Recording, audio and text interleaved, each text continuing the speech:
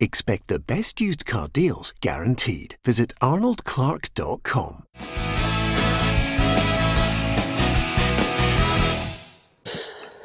Welcome to Peter and Roughie's Football Show. It is Thursday. Tam Cowan and Alan Rough alongside me, Peter Martin. Thank you to you for, of course, following us Monday to Friday at 4 o'clock. Lots to talk about. Not only do we have the latest news from UEFA, we've got the SPFL, we've got a one-to-one with Jack Ross. We also have a one-to-one with former Manchester United and Scotland midfielder Darren Fletcher coming up a little later on in the programme, and certainly not to be missed. Lots of people have been sending us messages. Thank you to the thousands who've been saying they're enjoying the programme. Billy in Queensland, Australia, no less. Billy, great to have you on board. He enjoys it every day. He's a big Rangers fan. And Billy, great to have you sending over your special message. Peter Morrison, Ross Fitzsimmons is one of many people who've been sending us messages and ideas about league reconstruction. Believe me, we could read them out and it would probably take a week to read out all the different permutations. But thank you to each and every one of you. Tam, how have you been feeling? You're looking a little red-faced.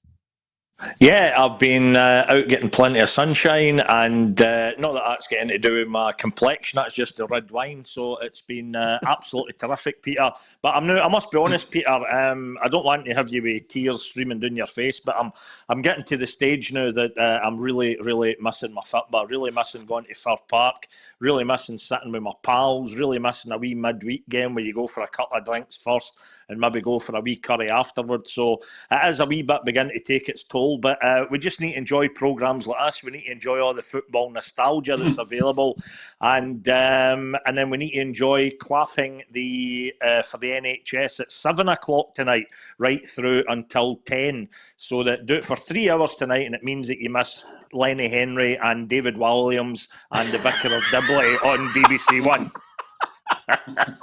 Yes. And it's all for the NHS. You know, Tam, for 1 minute I thought, surely he's not serious there, Roughie. 3 hours of clapping. But never, I have to tell you guys, and you've got to be honest about this, Roughie, I've actually shouted twice, raised my voice, because I've got to get my daughter to do her homework and she's dodging it at times when I really want her to do it. So that's the first thing. And second of all, Roughie, I played a game last night called Catan because my daughter rushed down and says, we've got to play a board game together. So we're round the table and it was just a nightmare. The whole thing was a nightmare, Roughie, because not only was it a rubbish game, but my wife started to tell me various rules in the competition as we were playing it. So suddenly I found myself in third place out of 3 people playing it. I don't know about yourself, Roughie. It's just not a good idea. No, I don't. I've never played that game, Peter, but I think we all know how competitive we are when we come to these games. We had a family quiz. I think it was Sunday night. Sarah in Kosovo, young Alan in San Diego, Paul down in London, and we all fell out with each other. It just got too competitive. There was threats of cheating. There was threats of Googling. There was threats of everything. So it started off very friendly, as you can imagine, but it got too competitive. So I would say just don't make these quizzes competitive as a family. You'll all start falling out with each other. Yeah. And can I just thank the two of you, incidentally, for all my birthday cards on Monday.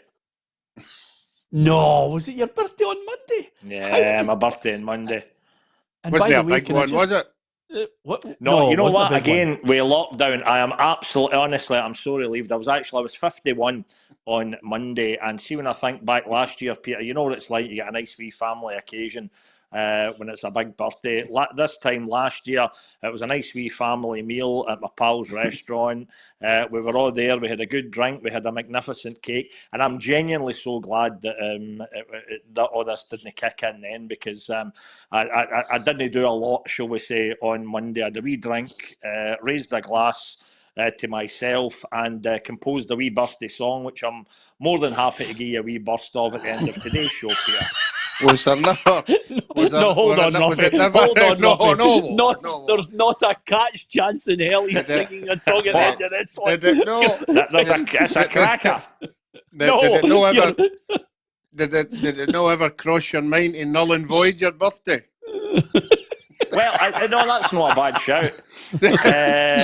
I'm amazed. I'm amazed you're getting so blasé about birthdays, though, Roughie, considering you've only got 2 or 3 left.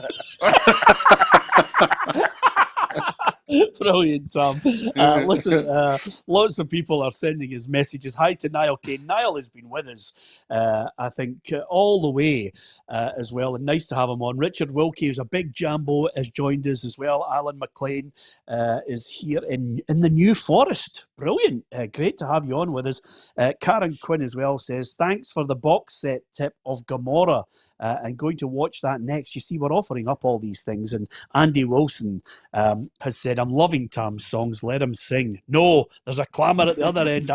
I'm still dealing with complaints from last week. Oh dear. I promise you, I was going to say I swear, but that's the wrong choice of word. I promise you that one of the 3 songs that I've got lined up for today, Peter, the lyrics are squeaky clean. Squeaky.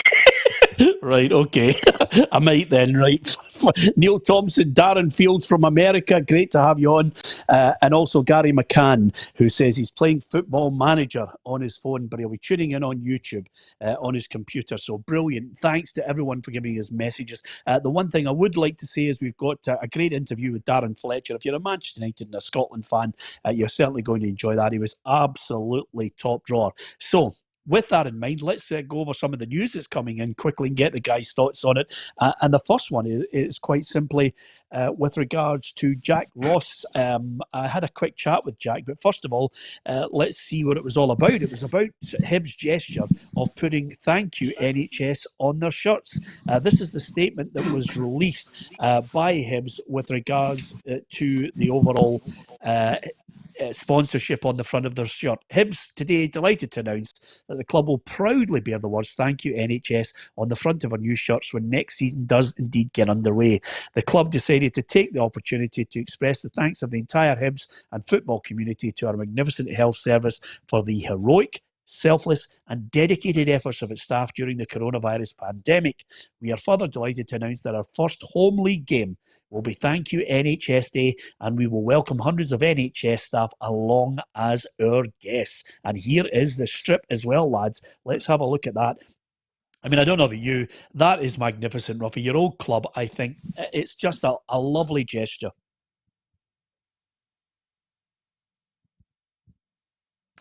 Trust me to get Roughie when he'd absolutely frozen on that one there. But it is indeed, Roughie, a fantastic gesture, isn't it? I've got you, Roughie. You're all right. I've got you. It's a great gesture, isn't it? I think the rest of the clubs will be doing that as well. I think we'll see everybody doing it. It's fantastic that you obviously can't hear me, can you? No, we can. We can. No, we can. Well, we're done. That's a no, we're just laughing because we lost you there. Yeah, that's a good gesture. No, it's a wonderful gesture and very forward thinking for Hibs.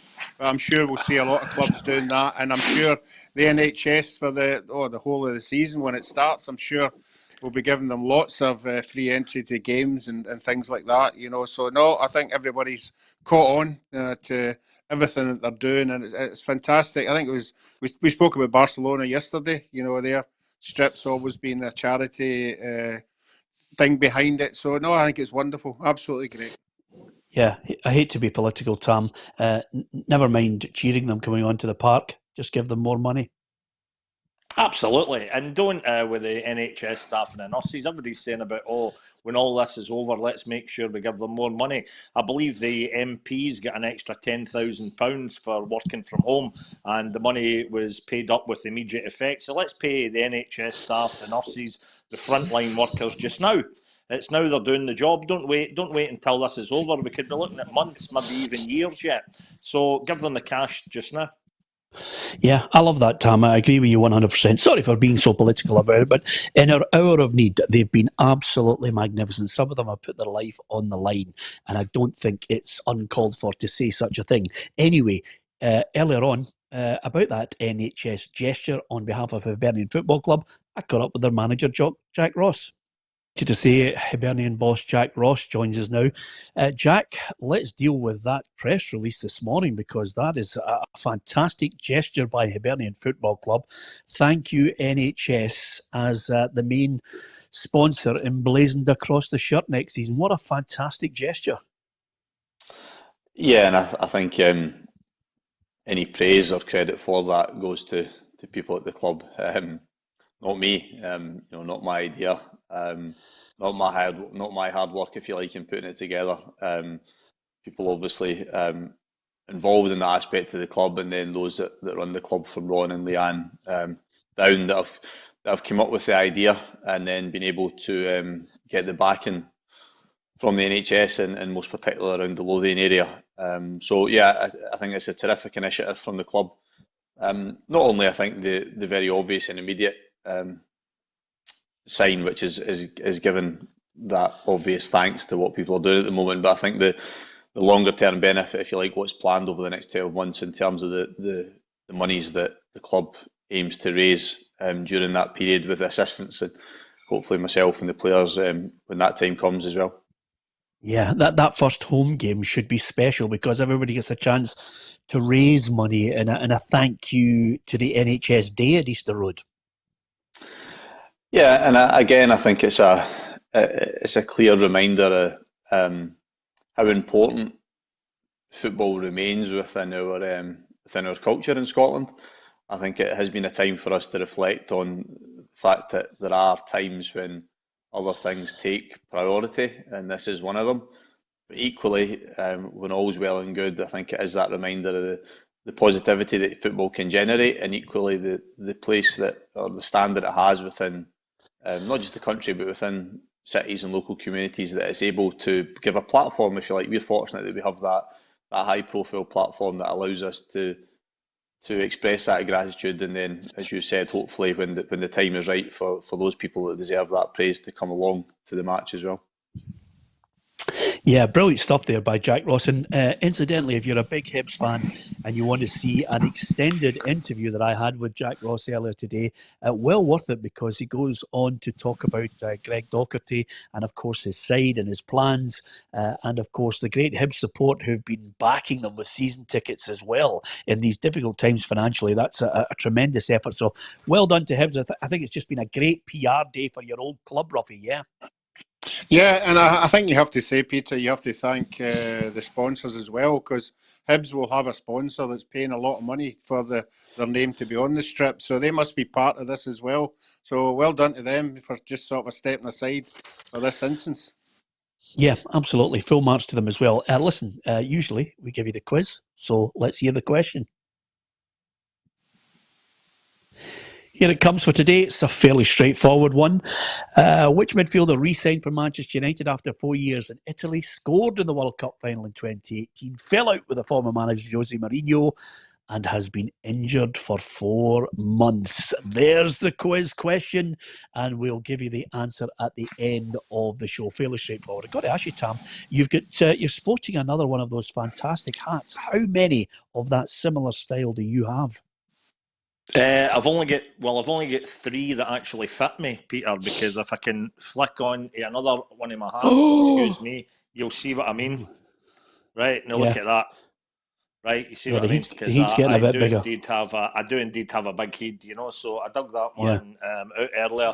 But, I'd like to, a wee mention for main team Motherwell, who in terms of try to do things for a good cause in recent times, we're trying to virtually fill Fir Park. It costs punters £1 a go if they would like to donate to a variety of good causes, and we're trying to raise, I think it's £13,742, which is 13,742, of course, being the capacity of Fir Park. So I know a lot of fans have been getting involved in that, but everybody's just been trying to do their bit, and I think it's at times like this that a lot of people realise just how much we all love Scottish football. We might mump and moan about it at times, but boy, what you wouldn't give them. I was kidding on with one of my pals today. Invariably, when I take my seat at Fir Park, there's like pigeon poo on my seat for the pigeons who have been, sitting there with their pals up above in the rafters of the main stand at Motherwell. But it would be a delight to think I could get a hank out and scrub that off my seat before plonking myself down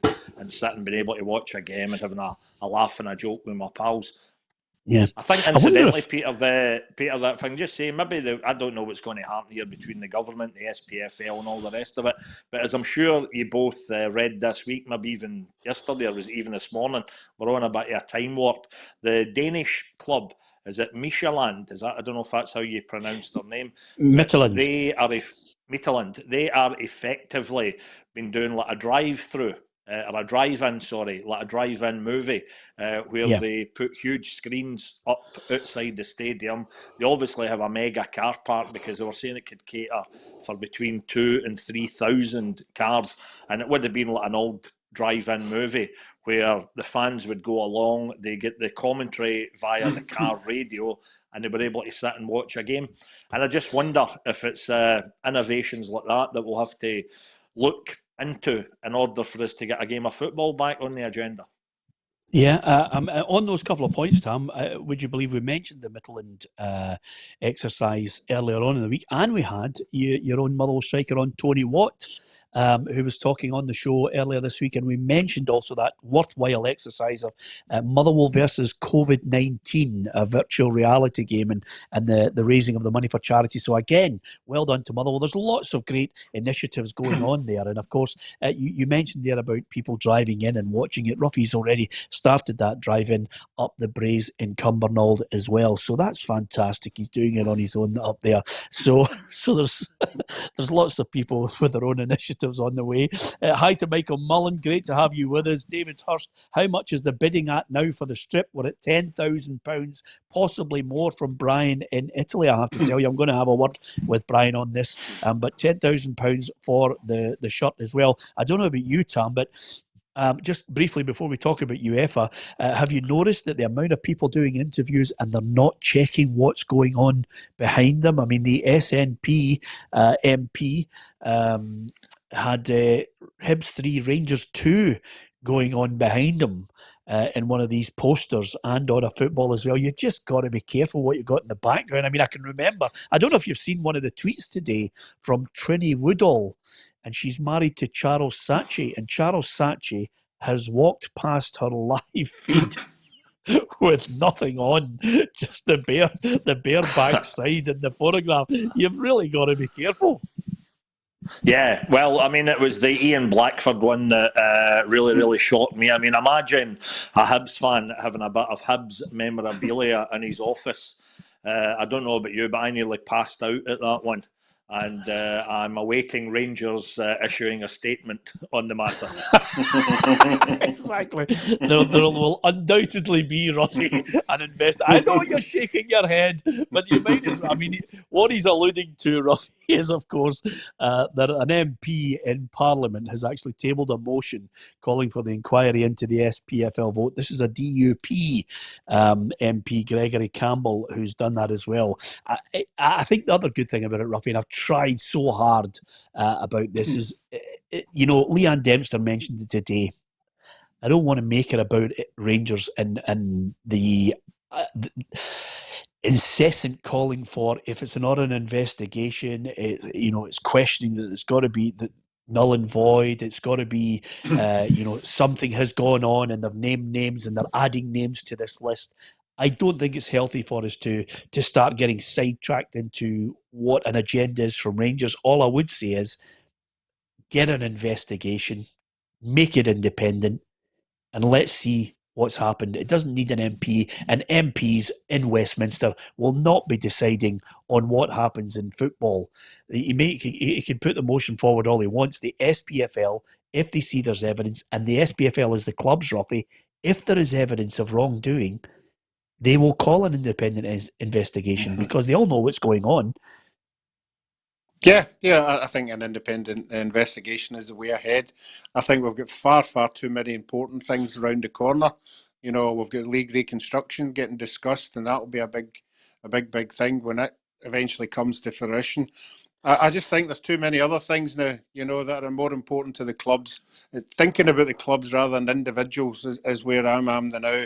I think there's lots of clubs out there looking for some kind of leadership and a quick announcement of what we're going to be doing. So let's get away from the petty squabbles and the individuals goings on and concentrate on the future of the football. Yeah, Tam, Peter, Leanne Dempster said that as well. She mentioned the fact that we've got to stop squabbling before clubs go under. Absolutely. We need to look at the bigger picture here. Leanne has absolutely got her head properly screwed onto her shoulders. I've been reading all sorts of frightening stuff this week. There's apparently an English Premier League club, Peter, who say they're losing £9 million a week during lockdown. Now, we don't have clubs in that scale up here, perhaps, and with that sort of money. But you've got to imagine the money that our clubs up here will be losing. And there was that other damning statistic that was revealed this week that Scotland are top of the table in terms of how much of our income comes from gate receipts and from fans clicking through the turnstile and buying season tickets. Apparently it's 43%. Of Scottish football income comes from basically the punters, from the fans, and that's the scary thing. That doesn't bode too well when we're looking into the future now and thinking the longer we go on without football, this is going to be really, really desperate for all Scottish football clubs. So now is not the time for petty squabbling. We really need to get the clubs have an internal inquiry by all means, or an independent inquiry, but do that aside somewhere else. Do that 2-3 guys having their own wee Skype conversation and tell us how it all pans out. But I think the rest of us just want the clubs to really, really join forces now and try to just protect Scottish football before it becomes extinct. Yeah, the other thing I was going to say, Roughie, and I think it was picking up in Tam's point, a lot of people, and I think we always mention the fact there's a lot of people who have mental health issues, a lot of people who are lonely, a lot of people who are just, at a loose end looking for activities and things to do to keep their mind occupied, which is, I always say, full marks to the BBC and Sky and BT and all these guys showing the old games. But, me playing board games, you've got to try and keep yourself active in this. I mean, Tam's right. You're actually longing for the chance to go out and talk about live football that's happening here and now. That's the type of thing we miss. I can't tell you the last press conference I was at, Roughie. Yeah, I think we're just picking up on anything. The nostalgia's there for everybody, to see in the papers and on the telly, and that keeps you going for a wee while. But you're right, there are people out there who won't have a family. They won't have people they can play board games with or even have a chat to. And these are the ones that are very vulnerable in this moment in time. People particularly, we keep talking about, I'm out in the garden, cutting the grass and doing this and that. There are a lot of people not getting out their house, and that must be a hardship as well. So, no, the sooner we get on top of this thing, the better for everybody concerned. Yeah, absolutely. Daniel Stendhal, incidentally, was mentioning, he says he reckons that Anne Budge is almost like a lone voice now, trying to save hearts in this whole investigation with the SPFL, the task force, into whether they're going to expand the league or not, Tam. I don't think she's a lone voice. I hope nobody squabbles enough and has the pettiness that Hugh McDonald suggested, which he did on Tuesday, which is some people have got their back up about potentially saving hearts. I think it's about saving everyone now, isn't it? Absolutely. I would like to think now, because I think as it gets increasingly tricky and as it looks increasingly likely that we're not going to get football for the foreseeable future, I am really hoping that the representatives of all the clubs would get together and kind of give each other a wee push into shape and say, look, what we're going to do here. We really need to stop talking about our own clubs, and we do need to look at the bigger picture, because what we've had so far, Peter, for the past 3-4 weeks now, is everybody saying that they want to do what's right for their club, and then they add in and for the whole of Scottish football, when quite frankly they weren't caring less about the whole of Scottish football. It was self-interest. The time for that is past now. It's really, really scary stuff ahead of us, and for all of us that love our football. I mean, when I'm saying all of us that love our football, the fans like ourselves now, fans who are tuned into this show who love their football, the fans who are the 43% of the finance that's been coming into Scottish clubs. These guys, to go back to that start of the guys who generated the money, how many fans have been asked for their opinion by the SPFL or by the clubs over the past few weeks? None. Absolutely none. Yeah, absolutely. It's a good point, Tam. That, I mean, I wonder if there's a supporters group or representatives from each club that could actually be put towards a panel that could actually offer their insight into it. Because believe me, it's going to be their hard-earned cash that's going to, get a few clubs out of the difficulties they're in. Although where they're going to get the cash, I do not know. Because just as soon as we get to a situation where there will be football played, will you be allowed to actually go and watch it? They're talking about down south and across Europe actually live streaming games and letting it be free to the public, because they won't be able to get into grounds, which I think is really, really sad. But it's a long, long road ahead. I don't want to get too down on it, because I want to give a mention to quite a lot of people. Torquemada, who is on YouTube all the time following us, Kevin McFarlane as well, Jeffrey Gregg, Alan Doyle, James Alexander, Hugh Smiley, Derek Duffy, lots of people actually joining us on YouTube. And thank you to many of you who are subscribing to our channel there. We really do appreciate it. And of course, to all those like, share and follows we're getting on Facebook as well. Thank you for that. Share the stream, let everybody know that we're on as well. CB the Third is also someone, and Michael McKenny, who are following us on YouTube. So I'm grateful to all. Try and keep it without any abuse, and we're always delighted to welcome real football fans. So with that in mind, Roughie, I'm trying to look out here, and I hope I've got it right. The Executive Committee at UEFA has had a meeting today, the second one of the week, and they were looking at the points of calling the league. And basically from there, I wonder who got the feedback there. Basically from there, they've come out with a long-winded release to give everybody an indication of what's going to happen with regards to the leagues. And basically from there, after they had a quick chat with all the 55 member nations, they basically says, as a result of representations made by the football authorities in Belgium and Scotland, the committee recognises the issues raised and approved the guidelines on eligibility principles for entering UEFA club competitions next season. So you've got to explore all possible options to play all domestic competitions that give you access to the UEFA competitions. You've got to try and play them to their natural conclusion. However, and here's the bit that I want to get your guys' thoughts on, and the fans out there. UEFA stresses that the health of players, spectators, and all those involved in football, as well as the public at large, must remain the primary concern at this time. The ideal scenario, should the pandemic situation permit it, is to have currently suspended domestic competitions completed, enabling football clubs to qualify for the UEFA club competitions. And to complete that, they have to do it on sporting merit in their original format. Should this outcome not be possible, in particular due to calendar issues, it would be preferable that suspended domestic competitions would restart with a different format in a manner which would still facilitate clubs to qualify on sporting merit. And with that in mind, if you're terminating your competition, Roughie, and I'm sorry to be so long-winded, but it's such an important line, it means that the existence of an official order prohibiting sports events so that the competitions can't be completed before a date in the current season, in good time to next season, then you would obviously be allowed at this point with insurmountable economic problems if you can't finish it, and it makes it difficult for clubs as well. If all that criteria can't be met by the clubs, then you can call your league. And that would allow the SPFL, basically, if it's in danger of financially ruining clubs, if it's a situation where for government reasons and medical reasons you can't finish the season before the start of next season, then you will be able to call it on the positions that the clubs hold in the league at present. So that will allow the SPFL to call this league at some point. Now, does that mean that the SPFL can call it, or do they need to go to the clubs to get a vote to call it? Or can they call it? Because we're hearing the boy for Aberdeen, he wants to play the games out. We've heard another couple of clubs saying, yeah, we're quite happy to wait.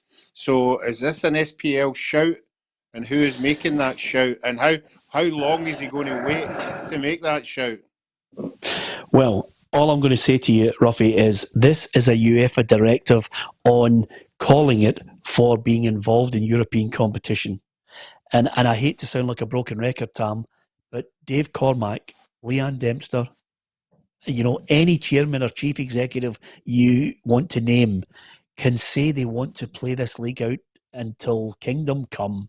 But quite simply, if the government and the medical advice is that you cannot play football, whether it be behind closed doors or indeed kick a ball, towards the summer and towards the start of another season, if you can't play it out, then you have to call it.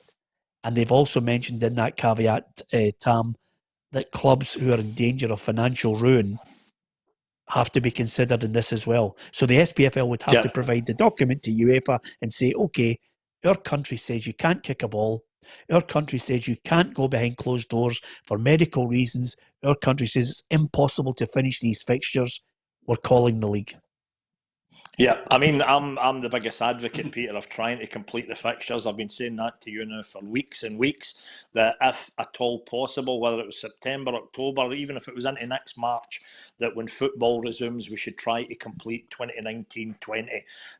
But it increasingly looks likely that is that's pie in the sky stuff. It's simply not going to happen. And I'm wondering if now the SPFL, having been given the nod by UEFA, if they should just take the bull by the horns and call an end to the season, and then we can put the 100% focus on what happens next in terms of league reconstruction, without us talking about the Celtic and Rangers debate, without us talking about, as we all know, incredibly unfair in clubs like Hearts and Partick Thistle, I'm sure still could have survived, but let's forget the idea of us getting football back. I mean, for heaven's sake, only a few days ago, Peter, there was something floating about a festival of football in August, when UEFA thought they were going to complete all the European competitions and maybe have, 3, 4, 5 games out of the space of a couple of days. But again, as time marches on, you just think that's so unlikely. And if we to find ourselves in a situation where, as has happened in Japan, where we flatten the curve, and isn't it amazing how you pick up these phrases in modern life? But if we flatten the curve and then we get football back together and there's a second outbreak of this dreadful virus, and then football would be way, way, way back at square one. I think the time has come now to call an end to this season. My wish, in my ideal world, as I say, to continue whenever possible and complete this season. I've conceded now that that's simply not going to happen. Absolutely no chance. We've got to try to salvage Scottish football so that we do have a season 2020-2021 to look forward to, and strive to get some sort of reconstructed leagues. It means that because of an issue, the coronavirus, it was no fault of their own, that clubs like Hearts, Partick Thistle and all the other ones who are getting a slap in the dish here do not suffer because of this. Cole says on YouTube, just seems crazy to talk about playing games in any fashion until there's a vaccine or some sort of way. Who has the immunity in the virus? How can you tell? Until then, how could anything be safe, says Nicole. Well said. Just on that point, Roughie, and I know you were looking for clarification on it, the SPFL would, as a representative group of the clubs in Scotland, have to submit a document that basically says, here is the government and the medical advice on when we can realistically try and play football again. It's not possible. This is why we're calling it. Then UEFA would sanction their decision. What they don't want is individual countries just going rogue and just declaring it without consulting UEFA and saying, here is the official rubber stamp on the way ahead for this country, and this is why we are calling the league. So I think that's the process that you have to go through. Yeah. Well, you have to say, with the amount of information we've had from Nicola Sturgeon, then that is the shout. We're talking about, we might not even get a vaccination till next year, which I think is a big shout from the medical, people. You can't have people going about and Tam touched on it there, catching the virus again. then cure them with. So I think we keep talking about August and September, and the more people you listen to, I think we're in for a right long haul here, unfortunately, because we're all really dreading it, and it just seems to be, you hear that, you're listening to that many people and you're looking for something positive, and there's nothing positive yet. We're not anywhere near anything being positive, so this is a long haul for me, so the sooner they call it, the better. Yeah. I don't know about you, Tam, but I think Roughie's just getting a wee bit down. This is the first time I've sensed a wee bit of despondency from him. Are you sensing that, Tam? Absolutely. I think it's because he's had another dinner gig cancelled this Friday night.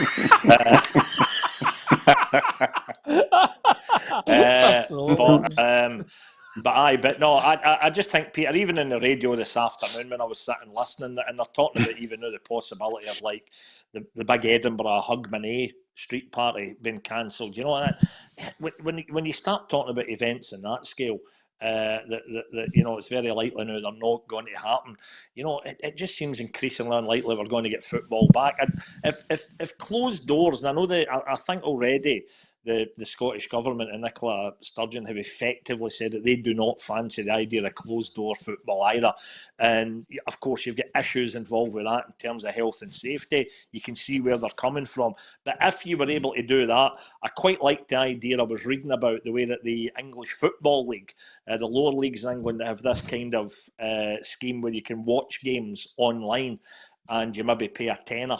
And, I think a lot of fans would be up for that. But the fear is that if you've got a game played behind closed doors, and Ray Stewart, the ex-West Ham Scotland player, was in the papers talking about it, you're always going to attract some sort of crowd.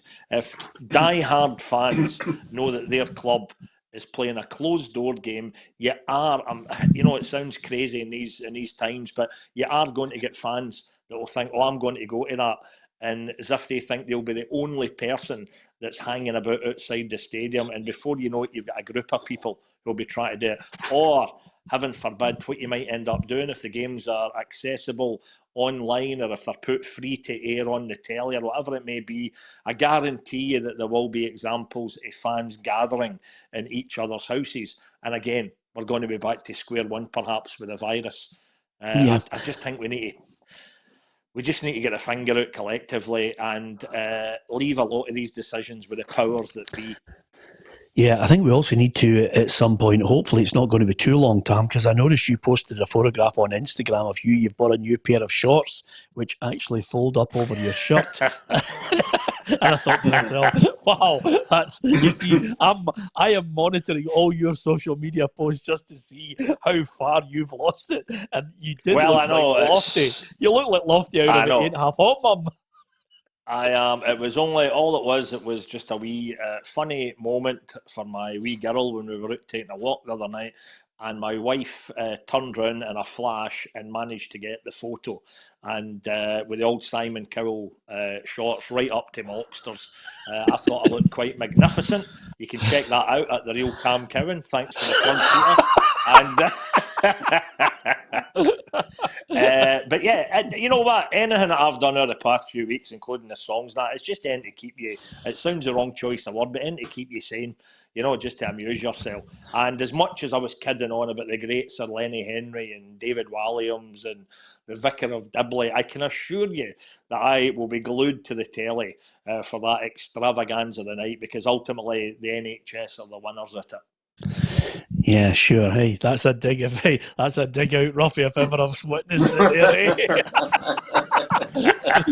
3 hours watching the screen. Yeah, absolutely. Listen, anything that keeps you occupied. I mean, at the end of the day, Roughie, I'm now thinking of buying myself a 3D printer which prints things on wood. That's how far. I mean, honestly, I could be ordering Ronco's 10 best things that do absolutely nothing. I'm looking at adverts, and now I'm looking at my hair. Roughie, I don't know if you've noticed, the hair is getting longer and longer. I mean, I don't know what I'm going to look like Neil out of the Young Ones by the time this whole thing's finished, Roughie. Yeah, I think there's going to be a lot of people like that.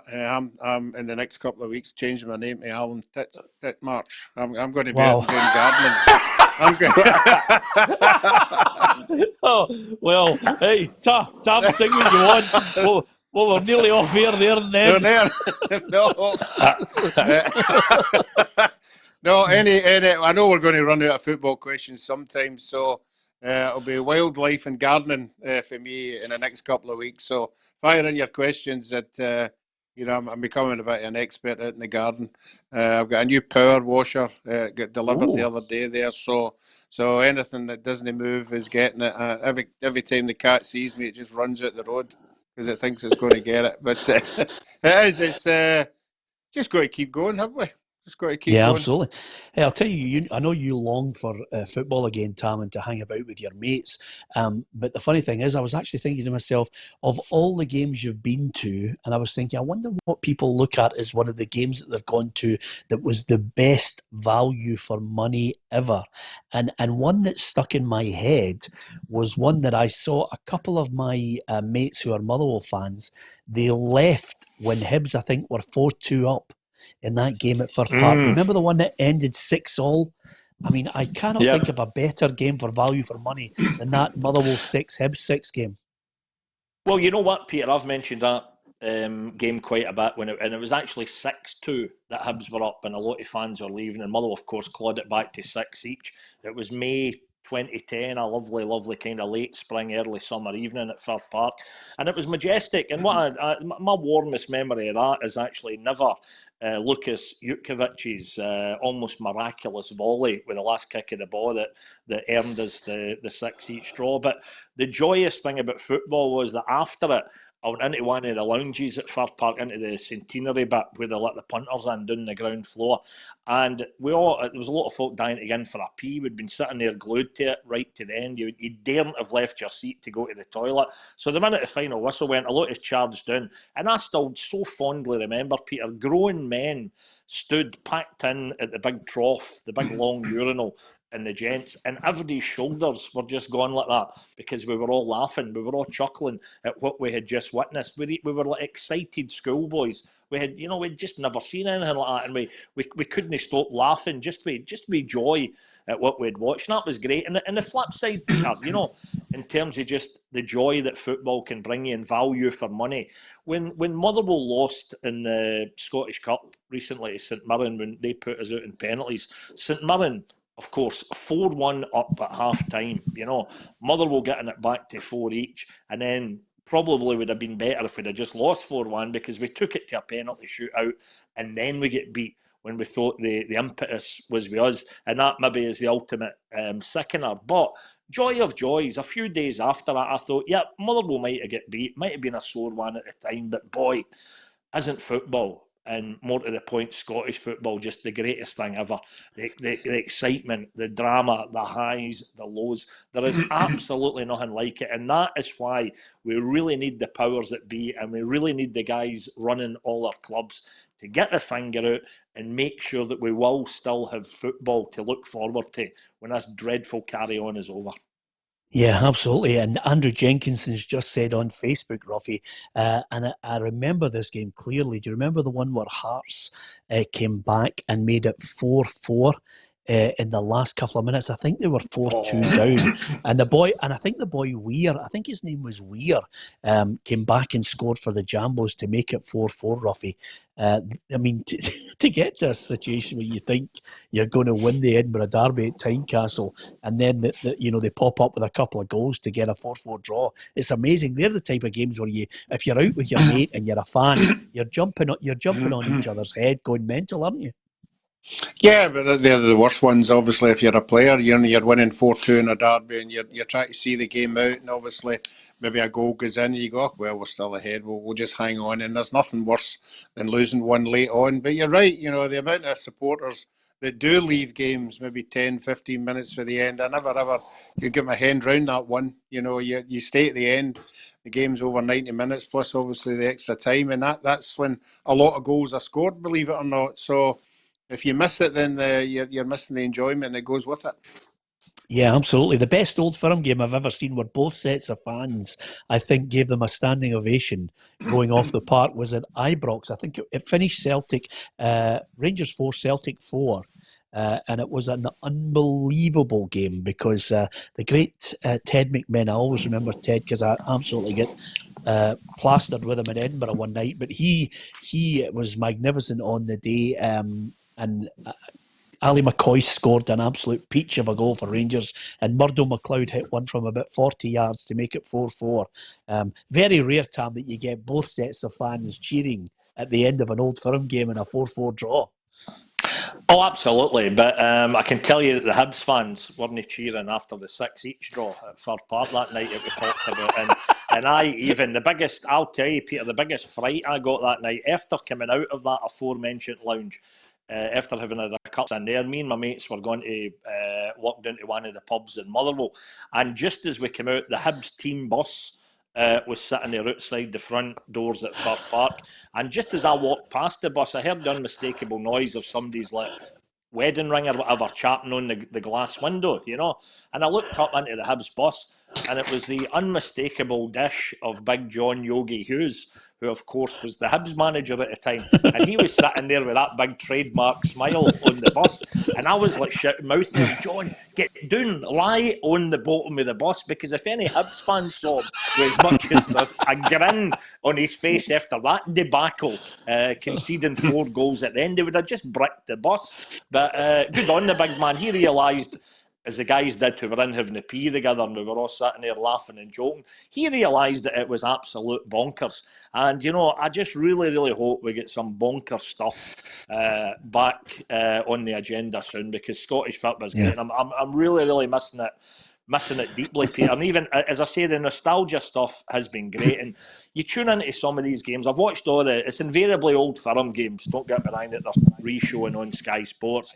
The BBC have mixed it up a wee bit. I know that everybody's fighting for an audience. That's crystal clear, But even the Aberdeen Queen of the South game that they showed last Sunday, that Scottish Cup semi-final. Wow, what a team Queen of the South had then. A 4-3, you're talking about value for money. And again with that, I still never forget Jimmy Calderwood at the time on the radio a few years later telling me that awful, awful bus trip and the official team coach that Aberdeen had to make from Glasgow all the way back to Aberdeen. And there was a constant stream of cars with Aberdeen fans in it who recognised the bus. Other supporters, buses packed with Aberdeen fans, they all recognised the bus, and they get absolute dog's abuse. And Jimmy was saying, thank God, I mean, I'm always saying, thank God these big smart modern buses now, they have the toilets on them. He says, not for $64,000 would they have stopped at a service station to let them dig in and have a pee when they just see, all these Aberdeen fans milling about. But you know what? I bet even Aberdeen fans, I know it was a sore one for them at the time, but because we're absolutely starved of the football just now, I bet you they would even have enjoyed watching back that game. Yeah, absolutely. To see the players that were playing as well. The other thing that worried me there, Roughie, is when Tam said that him and all his mates actually sat down and laughed while they were having a pee. Who sits down for a pee? That's rather worrying, Roughie, isn't it? Me. I'd love to see what that trough's like at Motherwell. No, I do. There you go. Inside at times of lockdown, at home with Tam Cowan, I'm sitting here in my gunny. I often will sit down to have a pee to prevent what is commonly known as sprinkles. Okay. There you are, Roughie. You get it all in this programme. It doesn't get any better. Bobby Jameson, who actually always regularly gives us a message on Facebook or YouTube, says, 1968, Dundee United 5, Hearts 6. Oh, there's an absolute belter from Bobby's memory as well. So lots of people remembering games with great goals that were scored and great teams playing in it. Can I just say there's a little bit of news just come in, and I might as well read it out, Roughie, just on the basis that surely you, being a Partick Thistle board member, might have told me about this, but it's just come in. The Partick Thistle board would like to provide an update to supporters on revenues recently generated for the club, as well as our position regarding season ticket refunds. So with that, thank you to the supporters and the Thistle family who have rallied round us, and basically they are saying that they've passed £100,000 from all the fans rallying round. Now, with that in mind, it looks as if Thistle supporters have, led by Carolyn Mackey, have raised a phenomenal amount of money. And I think, Roughie, there's going to be partial refunds available for season ticket holders in line with the 5 home league matches not played. So that's good, Roughie. Thistle getting their fans a refund for those games that they're going to miss out on. Yeah, I said to you right at the very beginning, Peter, the Thistle fans have been very positive. It's not the first time they've had to put their hand in the pocket. Obviously, they saved the club so many years away. But no, as I told you before, we were all given a list of names if we would like to call some supporters. I called about 30 or 40 supporters just to have a chat. And I can tell you, every one of them had made a donation. Every one of them, whether it was £1 or a fiver or whatever, they all... And what they did was, I know it's difficult for the new season. We don't know when it's going to start. It wasn't the club that put the season tickets up. It was the fans that insisted that they bought the season. They bought the season tickets themselves. So that was positive as well. But the donations have been absolutely wonderful. And I'm sure that we're not the only club that's done that. I'm sure supporters are magnificent. Supporters are, you know, particularly clubs, you know, like us that have it, and Motherwell, and know they have a tradition of sticking by their club in times of need. And I think they, like Tam, they just want to see football. They just want to see their club back playing football in a healthy state. I think as well, Peter. I mean, that strikes me as a win-win situation, because if they've even made public the very idea of giving fans a refund for the games that they didn't see, it sounds as if Partick Thistle, well done the Jags, doing the right thing. But I think it will work in their favour, because I would imagine the die-hard Partick Thistle fans, and it does of course tend to be the die-hard fans who buy the seats, I'm pretty sure like somebody maybe putting a prize back into a raffle. I'm sure the fans will say, no, we don't want the refund. Keep the money at the club. I can envisage that happening. Yeah, I bet you. Andy Croy says he remembers Rangers 5, Dundee United 0 at half time. I think Marco Negri hit all 5 of those goals. He got 4, I think. Did he? I thought he got 5. I think he's one of those. I think he's one of those rare. I think he's one of those rare players who's actually bagged 5. Yeah. If you say 4, Tam, we'll have a toss of the coin. I've got one for Tam. You go into his record books. 1970 odds, Partick Thistle 8, Motherwell 3 at Firhill. Oh, yeah, aye. Before my time. Yeah. What I was wanting to ask Roughie, what was the most, we're talking about these high scoring games, what was the most goals that you ever conceded in a single game? It would be 8. It would be 8. 8. Twice, I think. People was that Celtic against Hamilton Accies? No. It was Celtic against Partick Thistle at Parkhead. And the record books, the Dixie scored 6 goals in that game. A lot of people don't know. A lot of people don't know the record books. We actually won the League Cup in 1971 on the Saturday. Yep. The following Saturday, we played Aberdeen at Pittodrie and got beat 7-2. Oh wow! Yeah, these are a real up and down side. If you've ever tried playing, you shouldn't have tried playing football when you're melted. That's the lesson. That's why the celebrations would have been excellent after that final. But if it was 8 domestically, I'm trying to think if I know the answer to this myself. What is the most number of goals you conceded international level in the one game? 4. It'd be 4 against Brazil. 4 against Brazil. That's not bad, Roughie. It's not bad. It's good not opposition bad. As well. I've said all along, way back in the 76 and that, I think the first 16 games that I played in a Scotland jersey, we never lost any of them. Yeah, 16 games undefeated. Roughie, why would you be embarrassed about losing to a Brazilian side that, for me, I absolutely was gutted when Italy put them out of the World Cup, because you had Zico, you had Socrates, you had Eder, you had the boy in the middle, the number 6. I think his name was Jorginho. He was just a great player. There were so many great players on that side. You shouldn't be ashamed of that. Listen, well done to Leeds United. They've named it. They haven't waited, Tam. They've named it the Norman Hunter Stand. That's a great gesture by the Leeds United board. Aye, brilliant. And because sometimes, you know what, Peter, clubs have sometimes been guilty of, it's a bit like, I always think TV, once upon a time, when a great star or a great TV presenter or a great actor died, once upon a time the TV stations were very quick at putting out a wee tribute show or putting out a wee repeat programme, and it sadly doesn't happen quite so often now. And sometimes football clubs can be guilty of not paying a proper tribute to one of their greats until a year or 2 years down the line. So good on Leeds United. When there's a bit of a lull going on now, as you say, they've clearly wasted no time naming that stand after all the bite your legs hunter.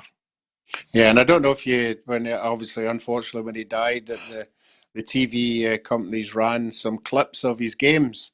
His tackles weren't that bad, were they? do you know, it's funny. I had the good fortune to meet him once down in London, and a nicer man you could never wish to meet. But my favourite clip is when he absolutely banjos Franny Lee, and Franny Lee won't let it go. By the way, the two of them are knocking lumps at each other. Norman Hunter's belted him one, and he only got a yellow card. And then about 2 minutes later, when the ref wasn't looking, Franny Lee runs up and scalps him full on the face with a punch. And I thought, surely he's got to go now. The refs were a bit lenient. But it was a fantastic clip. Well done to Leeds United. The answer to our quiz question was Paul Pogba, in case you were struggling with today's quiz question. Thanks to Hugh Smiley, also Stuart Campbell, John McLean, Willie Gibson, Stephen King, lots of people, Dean Leslie, who are all listening to us and watching us on, of course, YouTube, and, of course, right across Facebook. So many people like, share and following us. Now, I'm going to let the other two guys go, because if you're a Scotland fan, if you're a fan of a midfielder who strutted his stuff for us at such a young age in Darren Fletcher, you're going to love listening to him. I caught up with him earlier today. I'm going to let you two guys enjoy yourselves tonight. What are you doing before you go? Roughie, what's on the agenda for you tonight? Back on the power washer, I think. I've still got some things to tidy up, and obviously I'll have a wee drink later on, possibly to watch the sun go down. Yeah. Tam, what's on the agenda for you apart from Lenny Henry?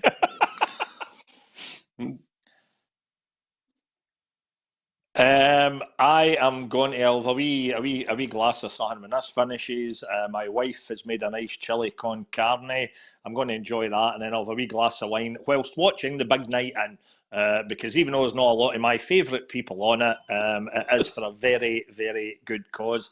I'll watch that tonight and maybe catch up in a wee movie or something after that. Brilliant. Absolutely top drawer.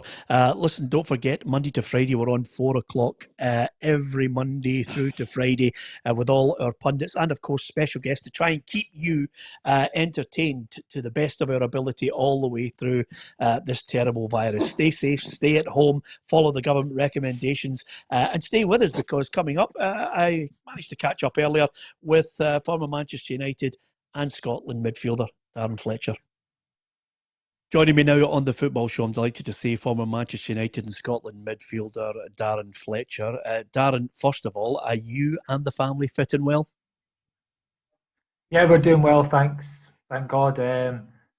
Terrible times just now, but we're just trying to stick to the rules and stay in the house, and we go for a walk with the dog and we get out for a little bit extra exercise. But yeah, no seeing any friends and family, and just sticking to the rules. And the longer people do that, hopefully the quicker we get out of this terrible situation. Yeah, listen, one of your old teammates is now our teammate, is a regular on our Football Show here in Scotland, Barry Ferguson. He's decided with NHS Scotland and PLZ Soccer, he's put his 2007 strip that he wore in the Parc des Princes with the captain's armband and the cap up for auction, and we're now standing at £10,000. What a brilliant gesture! No, unbelievable. Actually, yeah, I seen talking about it the other day. Fair play to Barry. That's an incredible gesture. I've seen it all framed and everything. It looks amazing. What a wonderful prize for a great moment in Scottish football history, and a player of Barry's calibre as well. When you see it with the armband and the kit, unbelievable gesture, and speaks volumes of the man. Yeah, some nights, great night. I thoroughly enjoyed it. I mean, you actually, I think, get substituted because you'd picked up an injury early on in that game, but it was some game.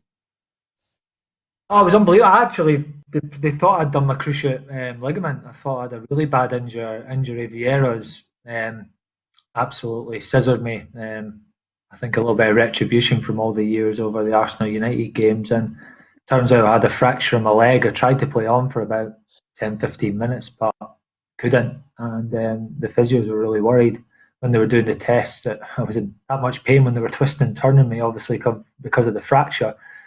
They thought I'd done my cruciate ligament, and thankfully it was ended up being a 4-week injury rather than a really serious 6-8 month sort of cruciate ligament injury. I can't believe you just didn't mention it to Roy Keane and get Roy onto him. I think he'd gone by that point, but yeah, I'd sort of took over, not Roy Keane, I'd sort of took over the Vieira duties by that point. But listen, what an unbelievable night, watching the game from the stands at the time, unbelievable. James's goal, the way the lads played. Stephen Pearson comes on for me, fantastic in the game as well, I think so. Credit to all the lads, and epitomised by the captain's performance in midfield as well. Yeah, there was tremendous excitement. I always remember about you coming through and looking at Darren Fletcher being the man in the middle for Scotland to drive us forward. Suddenly, as time goes on, we're starting to get excited about another youngster in Billy Gilmour at Scotland. No, without a doubt, and I think his name's rang out for a while. I actually met him and his mum and dad close to the day he was signing for Chelsea, and I'd heard about him and knew about him. Lovely family, real level-headed lad who had aspirations of not only going to Chelsea at that age, a big step, but hopefully it's paying fruition now, and it's exciting times. At the same time, let's not get too carried away. Let's let him grow and enjoy his football. He's getting into professional football. His first few games have been fantastic, and I think a little bit of patience will have somebody who's there for the future of Scotland for a long time. Fortunately for him, or unfortunately for the country and everything just now, we've got an abundance of central midfielders. It's just a shame we can't play 7 or 8 of them. A real abundance of talent in that area. So competition for places and selection problems for the manager. Just hope that talent will spread throughout the park a little bit more. Yeah, absolutely. Are you optimistic that, with the young talent coming through and the players that we have in midfield and maybe some others in the back line and the front to be added to Steve Clarke, we could be lucky enough to finally end this long wait? No, without a doubt, and there'll be no happier person than me. Obviously, I'm not there anymore and disappointed I never managed to do it, but you're right, we always seem to have that thing where we're strong in certain areas and maybe lacking in others. We've never, come close a couple of times. Hopefully we can see a few more come through in different areas and really add to the squad. The fact that we've got 2 world-class left-backs says it all, really. It's funny how these things pan out, but, we've got a good manager, we've got an exciting crop of players. Let's get the country to get behind the biggest thing. Everyone pulling in the direction, get behind the team, no matter who the manager picks, forget your club allegiances for that time, and support Scotland, because the kick-on and the knock-on effect of us qualifying for something would be massive. I really think there'd be a surge in popularity of the game, people wanting to do it, not only that, believing that they can do it. It'd be a massive moment for the country. Yeah, listen, you had a brilliant career at Manchester United, 12 years. Is there a moment that stands out for you that you'll never forget, just of all those glittering nights that you had in the red? There's so many to remember. I couldn't pick. The big Champions League nights are special. I never managed to play in the final for a few different reasons. We got to 3. But I think I played in about 5 or 6 Champions League semi-finals, and over the two legs, obviously, in quarterfinals and big group stages. Those occasions were fantastic, and winning the Premier League and FA Cup, so many moments. But I always think back to those big Champions League nights at Old Trafford. The atmosphere is just electric, and savoured every moment of them, and never nervous by any of them. They excited me, those big games. I always thought to myself, this is where you want to be. This is the level you wanted to play at. Now go out there and do it and show what you can do. And those games excited me and memories. Yeah, if you can forgive me for this is what I call my Roy of the Rovers question. But when you played for United, was there? Try and give me 3 players that you played alongside that you thought, oh, thank you, God, this is special. These guys are unbelievable. That's so hard to do, honestly. I could really the talent that I was surrounded by was incredible. But off the top of my head, and this is being unfair to others, Cristiano Ronaldo, obviously, straight away, both came in as young lads, but to see his desire and work rate and attitude and will to say he was going to go on and be the best player in the world, he had the potential to do it. It's easier said than done, and he did it through sheer hard work and dedication and determination. And people talk about talent. Yeah, talent's the product of hard work and dedication and practice, and that's exactly what Cristiano did. Second to him, Paul. I have to go for Paul Scholes and Roy Keane. I used to have to play against these guys every day in training, and let me tell you, that's basically playing against the 2 best midfielders in the world every day. So at the beginning, you had some very tough days, but slowly but surely your level raises and you start getting little victories and your confidence goes through the roof. So that definitely progressed my game massively, playing against those 2 guys in midfield. So Cristiano, and then I'll go for a positional one. But there's so many great players: Ryan Giggs, Wayne Rooney, Rio Ferdinand, Nemanja Vidic. I could go on and on and on. Magnificent. I've been in Sir Alex's company on more than a couple of occasions, listened to him with my jaw dropping at his tremendous insight. You were lucky. You were lucky to get the highs, the lows, the hairdryer treatment. What made him special? There's so many things. The man's a genius. All parts of the game.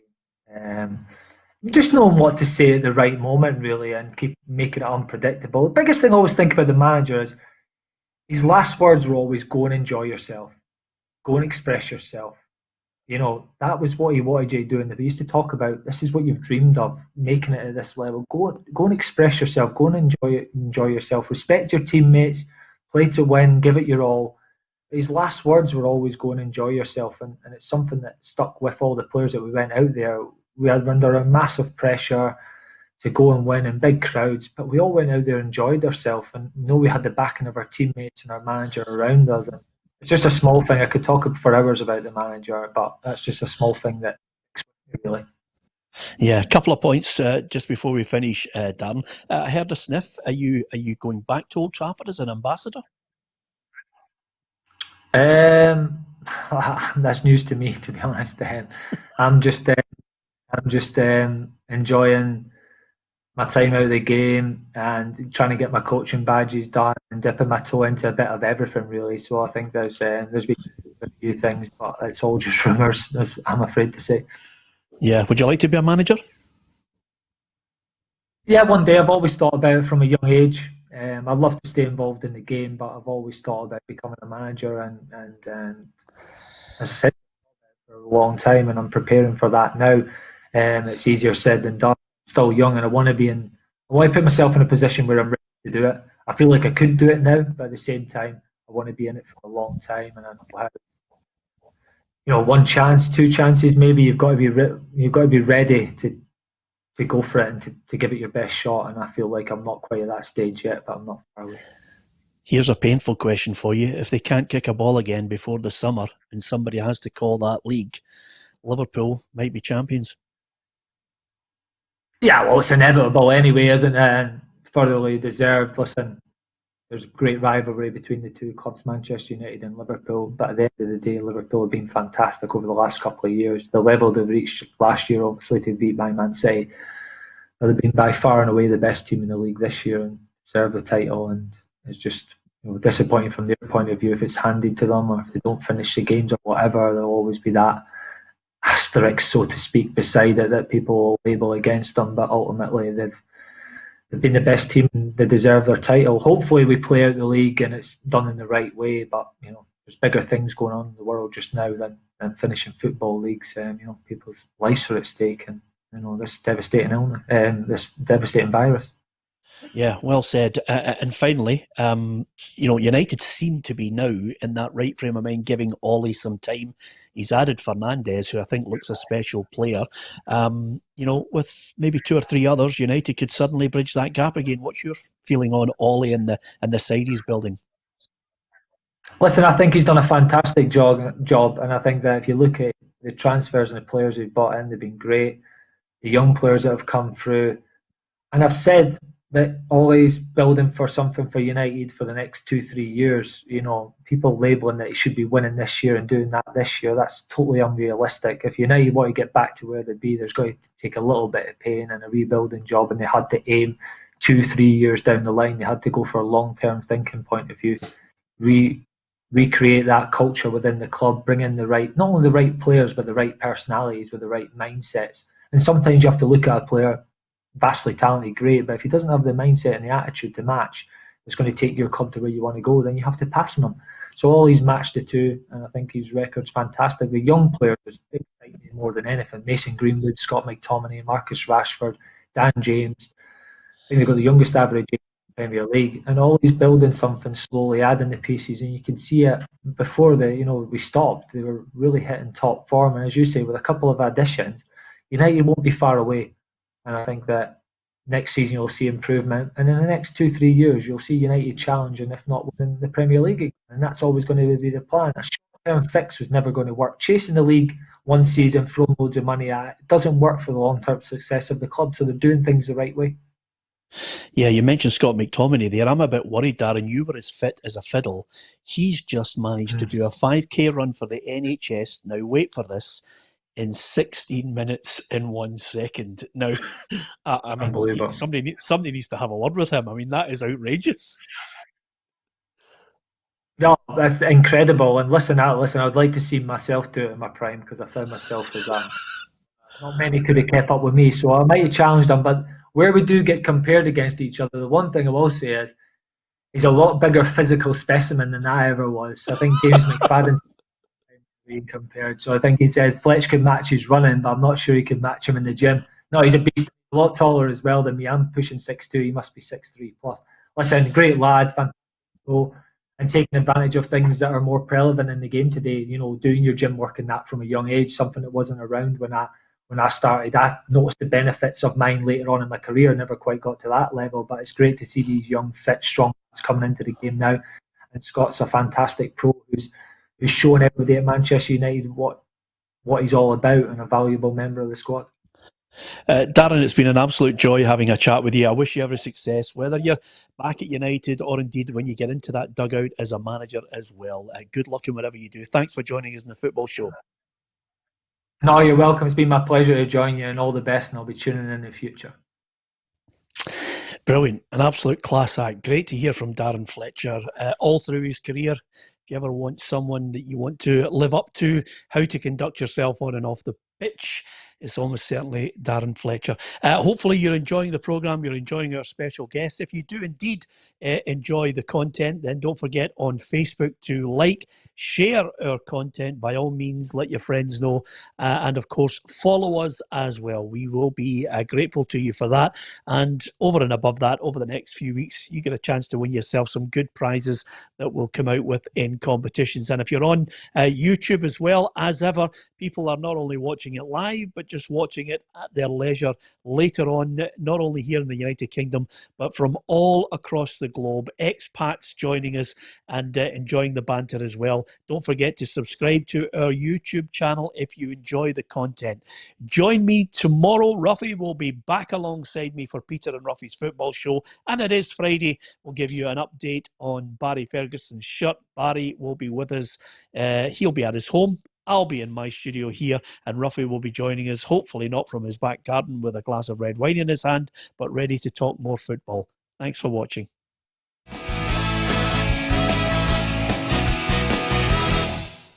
Expect the best used car deals guaranteed. Visit arnoldclark.com.